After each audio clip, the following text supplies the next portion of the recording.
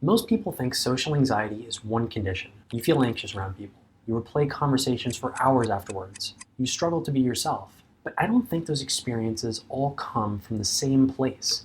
I think there are actually two different developmental pathways that can produce what we call social anxiety. On the surface, they look almost identical, but underneath, they're built for completely different reasons. And if you've never been shown which pathway you're on, it becomes incredibly difficult to understand why your brain keeps doing what it's doing. In this video, I'm going to show you both pathways, explain how each one develops, and help you figure out which one best explains your own experience. If you're new here, my name is Blake and I created SocialAnxietyHaven.com after recovering from social anxiety myself. During that recovery, I became fascinated with a question that I couldn't stop thinking about. How does social anxiety actually develop? Not what it looks like once it's already there, but what psychological processes turns someone into a person who constantly filters themselves around other people. The more I studied the research and compared it with my own experience, the more I noticed something interesting. Most explanations focus on the symptoms, the anxiety, the avoidance, the overthinking. But I became convinced there was a deeper strategy underneath all of them.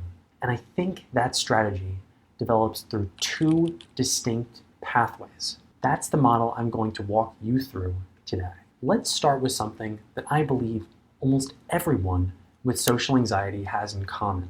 No matter how your anxiety developed, no matter what experiences you've been through, there is one psychological strategy you have adopted. At some point, you learned that suppressing yourself around other people felt safer than being who you are. Maybe staying quiet protected you from being laughed at. Maybe hiding parts of your personality helped you avoid rejection. Maybe changing yourself helped you fit in with the people you wanted to be accepted by. Different stories, the same solution. You began holding parts of yourself back. I call this self-suppression. What I find fascinating about self-suppression is that I don't think people arrive at it in the same way. There are at least two different pathways that teach your brain the exact same lesson, and understanding those two pathways is one of the key ways to understanding how social anxiety develops. The first pathway begins with a specific moment. You express something authentic. Maybe you share an opinion, show excitement, make a joke, or simply let your personality come through, and then you're punished for it. Maybe people laugh at you. Maybe you're criticized, rejected, ignored, or made to feel like there's something wrong with you. The event itself is painful, but what your brain learns from that event is even more important. Your brain isn't trying to understand who you are. It's trying to keep you safe. And because of that, it often arrives at two powerful conclusions. The first is about you.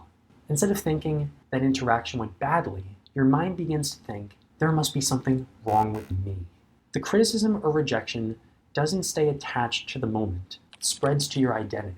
And what started as a painful experience became a painful way of seeing yourself. The second conclusion is about other people. If these parts of me are flawed, then letting other people see them will only lead to more rejection. Now your brain has a prediction. The more people see the real me, the more likely I am to be rejected. So without even realizing it, you begin hiding parts of yourself. You think before you speak. You stop sharing certain opinions. You hide your excitement. You avoid disagreement. You become quieter, more careful, more filtered. At first, this doesn't feel like a disorder. It feels like an adaptation. But over time, what started as protection becomes a pattern. You don't just avoid social situations. You begin avoiding self-expression itself. And once that happens, you've taken the first step towards developing social anxiety.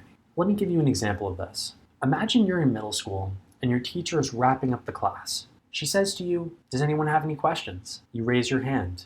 The question you ask is a little unusual. Maybe you're genuinely curious. Maybe you wanted to make a connection that no one else thought of. But either way, the room goes quiet. A few classmates laugh. Someone mutters to everyone else, "That's such a weird question." But the moment isn't over. The day later, you walk into the cafeteria expecting to sit with your friends. And as you approach the table, they look at each other and start joking about what happened in class. Someone tells you there's no room at the table, even though you can clearly see an empty seat. So you walk away. But in that moment, your brain isn't thinking like a psychologist. It's thinking like a survival system. It starts trying to answer one question. How do I make sure this negative experience never happens again? And to do that, it draws two conclusions. The first is that you express yourself authentically and risk rejection. The second is that you suppress yourself and avoid being rejected. The conclusion you eventually draw is that authentically expressing yourself, especially in front of other people, is dangerous because it can lead to exclusion. So the next time your teacher asks if anyone has a question, you probably keep your hand down. Not because you're shy or because you're not intelligent, but because your brain believes it's protecting you. And if enough experiences like this accumulate over time, staying quiet no longer feels like a choice. It starts feeling like the safest way to exist around other people. The second pathway is completely different. Unlike track 1, there isn't one defining moment. No one humiliates you. No one publicly rejects you. No single experience teaches your brain that authentic expression is dangerous. Instead, it's hundreds of ordinary moments that all seem to point in the same direction. You show up as yourself, you try to make conversations, you join the group, you put yourself out there, but somehow the friendships don't seem to happen as easily for you as they do for everyone else. You watch other people effortlessly connect, while you feel like you're just always outside of that. You're there, you're included, but not really. Nobody's telling you there's something wrong with you, but nobody seems to be especially drawn to you either. People aren't reaching out to you. They're not saying, hey, maybe we should hang out. Over time, your brain begins noticing a pattern.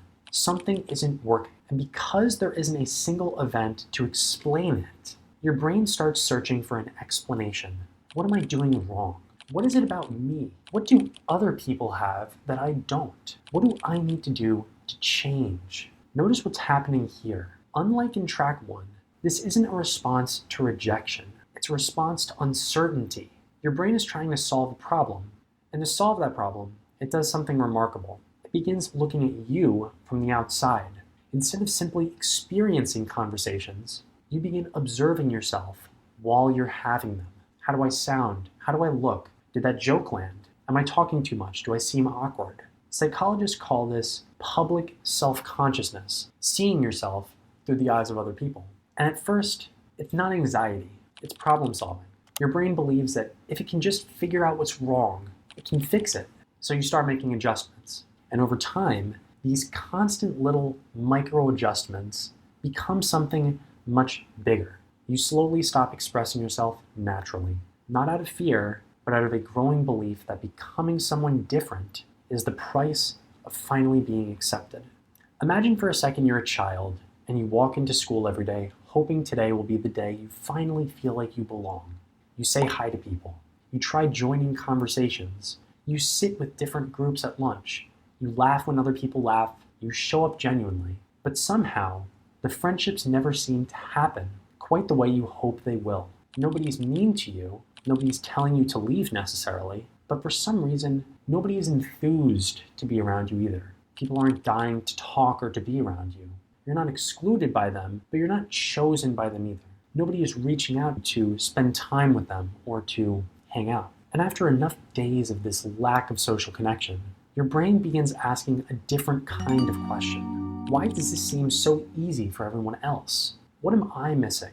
What is it about me that isn't interesting enough? And unlike the first pathway, there isn't one painful moment your brain can point to. There's only a pattern of consistent social absence, a pattern that slowly convinces you that the person you're naturally showing isn't good enough for creating the connection you're looking for. And once your brain reaches that conclusion, it does what all brains do when something isn't working. It tries to fix it.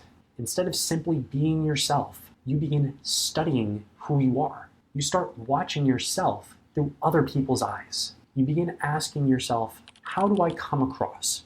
Am I interesting enough? Am I funny enough? What do I need to do in order for other people to like me? Without realizing it, you've stopped approaching social situations as opportunities to connect. They've become opportunities to evaluate, improve, and optimize yourself. Because somewhere along the way, your brain quietly learned this lesson. The person I naturally am isn't creating the relationships I want. So maybe I need to do something to become somebody else. So even though these two pathways begin in completely different places, they end in the exact same place. One person learns, if people see the real me, they'll reject me. And the other person learns, the real me isn't enough to create the relationships I want. Different lessons, the same solution. Both people begin hiding parts of themselves. Both begin filtering what they say.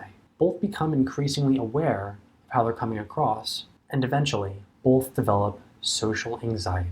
But here's the part I think nobody talks about. Most people believe the anxiety is the problem. I don't.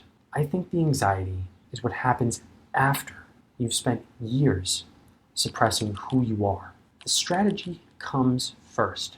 The anxiety comes second. And because that strategy becomes so automatic, most people don't even realize they're using it anymore. They don't notice the constant filtering. They don't notice the self-monitoring. They only notice what the strategy produces. The anxiety, the overthinking, the feeling that they can't be themselves. And that's why understanding these two pathways matters. Once you stop seeing social anxiety as the problem and start seeing it as the consequence of a strategy your brain learned years ago, you begin asking yourself a completely different question. Not, how do I get rid of my anxiety? But, why did my brain decide that hiding parts of myself was the safest or most effective way to relate to other people in the first place? Once you understand this strategy, you can finally begin changing your anxiety. And that's what the rest of this model is built to explain. So that's the model. Two developmental pathways, two completely different origin stories, one shared psychological strategy. If you found yourself in track 1, your brain learned that authentic expression was dangerous. If you found yourself in track 2, your brain learned that authentic expression was just not enough. Different beliefs, the same adaptation. Self-suppression. So if one of those two tracks described your experience, then I've only shown you just the beginning of the model that I am working towards. In my newsletter, I go much deeper into the psychology behind why each pathway develops, why each one maintains social anxiety in a different way, and what I believe recovery has to target if it's going to create lasting change. You can find that in the description below. And in the next video, we're going to look at the moment social anxiety stops being something you experience and becomes something you believe you are. Because that's the turning point that, in my view, transforms temporary social anxiety into a stable, self-maintaining identity. I'll see you in the next one.